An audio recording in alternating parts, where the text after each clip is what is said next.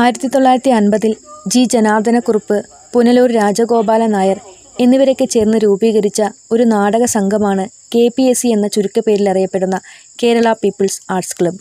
KPSCയുടെ ആദ്യ നാടകം എൻ്റെ മകനാണ് ശരി എന്നതാണ്. ശൂരനാട് സംഭവവുമായി ബന്ധപ്പെട്ട് ഒളിവിൽ പോയ തോപ്പിൽ ഭാസി സോമൻ എന്ന തൂലികാനാമത്തിൽ എഴുതിയ നിങ്ങൾ എന്നെ കമ്മ്യൂണിസ്റ്റാക്കി എന്ന നാടകം KPSCയുടെ രണ്ടാമത്തെ നാടകമാണ്. N. രാജഗോപാലൻ നായർ, ജി ജനാർദ്ദനക്കുറുപ്പ് എന്നിവർ ചേർന്നാണ് ഈ നാടകം സംവിധാനം ചെയ്തത്. കേരള സമൂഹത്തിലെ ജാതി സമ്പ്രദായം, ഉച്ചനീചത്വങ്ങൾ എന്നിവയെ എതിർക്കുകയും കീഴാളരുടെ ഉയർച്ച ആഹ്വാനം ചെയ്യുകയും ചെയ്ത നാടകമാണിത്. ONVയുടെ വരികൾക്ക് ദേവരാജൻ മാസ്റ്റർ സംഗീതം നൽകി. 1952 ഡിസംബർ 6 ചവറ തട്ടാശ്ശേരി സുദർശന തിയേറ്ററിലായിരുന്നു ഈ നാടകത്തിൻ്റെ ആദ്യ പ്രദർശനം. കാരണവർ, മീന, പപ്പു, സുമം, ഗോപാലൻ, മാല, കറമ്പൻ, മാത്യു, കേശവൻ നായർ എന്നിവരൊക്കെയാണ് പ്രധാന കഥാപാത്രങ്ങൾ.